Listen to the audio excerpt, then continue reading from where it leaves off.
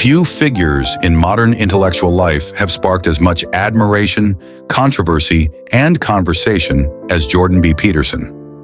A clinical psychologist, professor, and best-selling author, Jordan Peterson rose from academic obscurity to global prominence seemingly overnight, challenging ideas, sparking debates, and building a massive following across generations and ideologies. His work bridges the worlds of psychology, philosophy, politics, and culture. Whether you agree with him or not, there's no denying. Jordan Peterson has become a major voice of the 21st century intellectual landscape. Born in 1962 in Alberta, Canada, Jordan Peterson's early life seemed ordinary, until it wasn't. From his youth in a small prairie town to the corridors of Harvard and the University of Toronto, Peterson's journey was marked by relentless curiosity, sharp intellect, and a growing discomfort with ideological extremes. But what makes Peterson important isn't just his academic achievements. It's the way he brought complex psychological ideas to the mainstream and used them to help people make sense of a chaotic world. His book 12 Rules for Life became an unexpected global bestseller, offering practical advice grounded in ancient wisdom, personal responsibility, and clinical insight. For millions, he became a guide. For others, a polarizing figure. In 2016, Peterson challenged Canada's Bill C-16, arguing it threatened free speech. That moment catapulted him into the public spotlight, turning a respected academic into a cultural lightning rod. To some, he's a defender of reason, masculinity, and classical liberal values. To others, he's a controversial voice in the culture wars. But one thing is clear, his ideas demand attention. In this video, we'll explore Jordan Peterson's full biography, from his humble beginnings and academic evolution to his rise as a global thought leader and the personal battles that shaped his worldview. So who is Jordan Peterson? Really, let's find out. Long before the debates, the best-selling books, and the stadium lectures, Jordan Peterson was just a kid growing up on the flat, windswept plains of northern Alberta, Canada. Born on June 12, 1962, in Fairview, a remote town in Alberta, Jordan Burnt Peterson was the eldest of 3 children. His father, Walter Peterson, was a school teacher, and his mother, Beverly, a librarian. Peterson's upbringing was modest, but intellectually rich. His mother's love of books and his father's commitment to education fostered an environment where ideas mattered and questioning was encouraged. My mother had thousands of books. I read from the time I could read. I was always thinking about something. As a student, Peterson was curious, analytical, and often contrarian. He wasn't one to accept things at face value. He wanted to know why. His teachers noticed his sharp intellect early on, but it was in high school that his fascination with the deeper questions of life truly began to emerge. In his teenage years, Peterson began exploring political ideologies. He briefly joined the New Democratic Party's youth wing, but soon grew disillusioned. The more he read about authoritarian regimes, the more he questioned ideological thinking altogether. Books like The Gulag Archipelago by Alexander Solzhenitsyn and Beyond Good and Evil by Friedrich Nietzsche struck a deep chord. These weren't just books to Peterson, they were warnings. Peterson's search for meaning led him to psychology and mythology. He became fascinated with the structure of belief, the roots of human suffering, and the role of individual responsibility. Carl Jung's work on the unconscious, archetypes, and meaning particularly influenced him, laying the groundwork for what would become the central themes of his later career. Peterson's early years weren't just shaped by ideas, they were also marked by solitude and reflection. He often retreated into nature or deep reading, wrestling with existential questions that would eventually form the bedrock of his public work. Why do people suffer? What is evil? How do we confront chaos in life? These weren't academic puzzles for him. They were personal. From the vast stillness of northern Alberta, a restless mind began its journey. A journey that would challenge millions to think more deeply about meaning, responsibility, and the structure of belief. In the next chapter, we follow Peterson into the world of academia, where his intellectual path takes shape, and where the quiet prairie thinker begins to find his voice. Jordan Peterson's intellectual hunger didn't end in Fairview.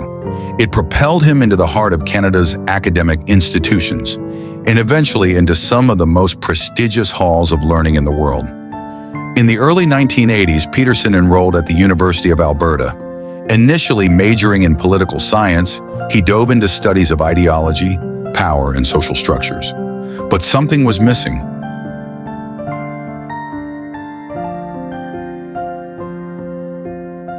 I realized politics didn't explain people's motivations deeply enough. Psychology offered something more foundational, more honest.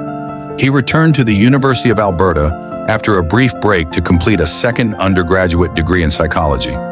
His fascination with the human mind had taken hold. In 1985, Peterson moved to Montreal to pursue a PhD in clinical psychology at McGill University under the mentorship of Dr. Robert O. Peel. At McGill, his research focused on alcoholism, impulse control, and aggression. But beneath the surface, he was also exploring the philosophical and symbolic dimensions of suffering. It was here that his academic rigor fused with his interest in mythology and narrative. The seeds of his future work, blending science, philosophy, and storytelling, began to bloom.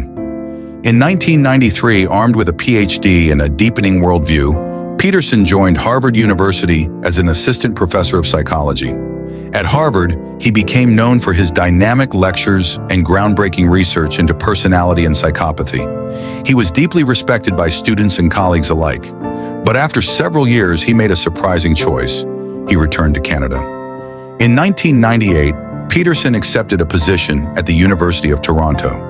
Here, he would become one of the school's most recognized and polarizing figures. His courses, especially Maps of Meaning and Personality and its Transformations, became legendary for their intensity and philosophical depth.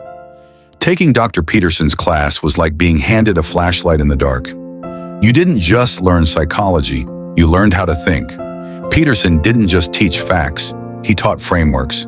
He challenged students to confront chaos, take responsibility, and find meaning through discipline and truth. His lectures drew not only psychology students, but also those seeking answers to life's biggest questions. Eventually, those lectures would leave the classroom and go viral online. From the University of Alberta to Harvard and Toronto, Peterson built more than a career. He built a bridge between academia and the public, and it was just the beginning. In the next chapter, we follow Peterson beyond the university, into the firestorm of global attention, political controversy, and personal transformation. Before Jordan Peterson became a household name, he was already making significant waves in the academic world of psychology. His research explored some of the deepest layers of human personality, belief, and meaning.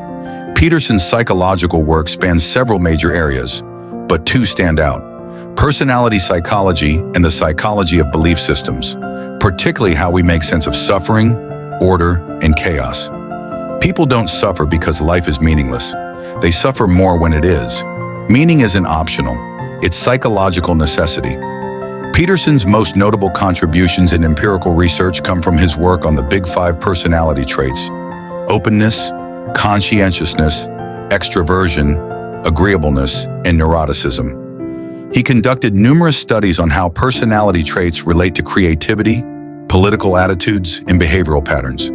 His work helped bridge the gap between traditional trait theory and real-world application, laying the foundation for personality assessments still in use today.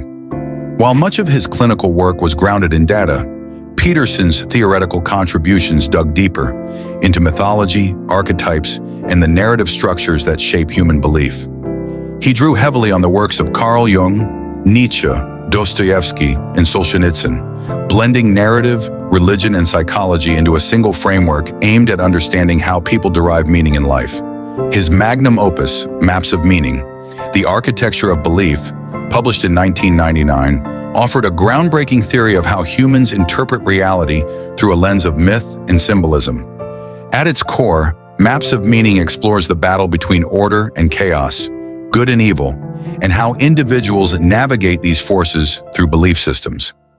Peterson proposed that meaning emerges when individuals voluntarily confront the unknown, bear responsibility, and aim toward a noble goal, an idea with powerful clinical and philosophical implications.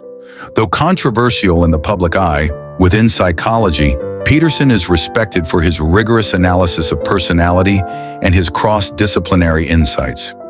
His work has influenced academic research, clinical practice, and self-help communities worldwide, especially in how people understand narrative, responsibility, and psychological resilience. By blending empirical research with philosophical depth, Peterson reintroduced timeless questions into modern psychology, and in doing so, helped reshape the conversation around human potential and meaning. Jordan Peterson didn't just study the mind, he mapped it.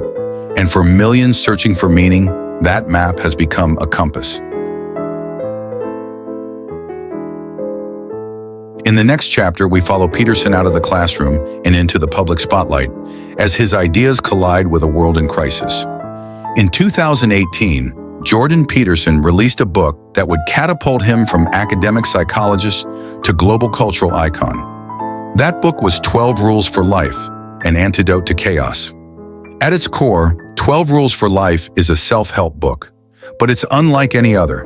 It blends ancient wisdom, clinical psychology, personal anecdotes, religious symbolism, and evolutionary biology into practical, transformative life advice. Each chapter is centered around a rule, simple on the surface, but backed by dense philosophical and psychological insights. The book urges readers to confront suffering head-on, take responsibility, and live with integrity. If you want to find meaning in life, start by cleaning your room, because order in the small can lead to order in the great. Upon release, the book became a sensation. Critics and readers praised its intellectual depth and practical wisdom. It spent months on international bestseller lists, including the New York Times, the Sunday Times, and Globe and Mail. It struck a chord across political and generational divides. Peterson didn't just sell books, he started a movement. His 12 Rules tour filled theaters across Europe, North America, and Australia, with thousands attending lectures that mixed psychology, philosophy, and personal growth. The book sold over 5 million copies worldwide, making it one of the most influential nonfiction books of the decade. It became a cultural touchstone for those disillusioned by postmodernism, political polarization, and spiritual emptiness. To some, Peterson offered what modern society lacked: clarity, structure, and moral grounding. But 12 Rules for Life is more than a bestseller. It's a condensed philosophy, Peterson's core beliefs laid bare. The book teaches that life is suffering, but not without purpose. That order and chaos are the twin forces of existence. That meaning, not happiness, is the highest goal. You carry the heaviest burden you can bear, not because life is easy, but because bearing it makes you stronger. That's where meaning is found. Yet with fame came criticism. Some saw the book, and Peterson's growing platform, as politically charged or regressive. Others accused him of reinforcing traditional gender roles or appealing to disaffected young men. Peterson defended his work, arguing that offering strength, discipline, and purpose isn't political, it's human. Telling young people to take responsibility for their lives, that's not controversial, that's necessary. With 12 Rules for Life, Jordan Peterson reached millions. And whether you call it a manual, a manifesto, or a myth for the modern age, its impact is undeniable. Next, we dive into the turbulent years that followed, controversies, health struggles, and the surprising resurgence that brought Jordan Peterson back into the spotlight. In 2016, Jordan Peterson was a respected professor of psychology at the University of Toronto. Within months, he would become a lightning rod in one of the most heated cultural battles of the 21st century. It began with a YouTube video. In September 2016, Peterson publicly criticized Canada's Bill C-16, a law intended to protect gender identity and expression. Peterson argued the bill would compel speech, forcing citizens to use preferred pronouns or face legal consequences.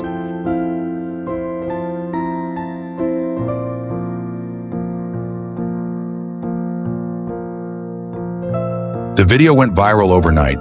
What followed was a media firestorm, campus protests, and a flurry of interviews. Seemingly overnight, Peterson became a household name, and a deeply polarizing one. Peterson positioned himself as a critic of political correctness, arguing that identity-based ideology was eroding freedom of speech and individual responsibility.